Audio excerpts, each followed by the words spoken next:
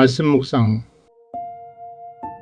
그 형제를 미워하는 자마다 살인하는 자니 살인하는 자마다 영생이 그 속에 거하지 아니하는 것을 너희가 아는 바라. 요한일서 3장 15절 말씀. 옛사람에게 말한 바 살인하지 말라. 누구든지 살인하면 심판을 받게 되리라 하였다는 것을 너희가 들었으나 나는 너희에게 이르노니 형제에게 노하는 자마다 심판을 받게 되고 형제를 대하여 라가라는 자는 공회에 잡혀가게 되고 미련한 놈이라는 자는 지옥불에 들어가게 되리라. 마태복음 5장 21절에서 22절 말씀. 미움은 하나님의 형상을 입은 이웃을 대적하는 것이기에 결국 하나님의 통치 권위를 부정하는 교만에서 비롯됩니다. Hatred opposes our neighbors who bear the image of God, and therefore ultimately stems from pride that denies his ruling authority. John Calvin, a pastor, theologian, and reformer. 영생을 소망하는 성도에게 요구되는 성결은 마음의 정결입니다. 이웃을 향한 미움은 하나님을 향한 사랑을 가로막고 영혼을 안에서부터 부패시키는 치명적인 독소입니다. 중심을 보시는 하나님 앞에서 마음의 미움은 상대의 인격을 살해하는 영적 살인이며 빛 되신 주님과 공존할 수 없는 어둠입니다. 비교의식에서 비롯된 사울 왕의 미움이 좋은 예입니다.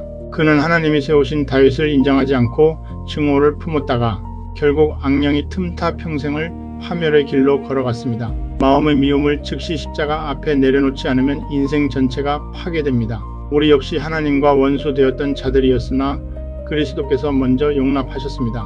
그 용서를 받은 사람은 미움을 몰아내어 정결한 하나님의 사랑의 초소로 세워집니다. 빛 가운데 있다 하면서 그 형제를 미워하는 자는 지금까지 어둠에 있는 자요.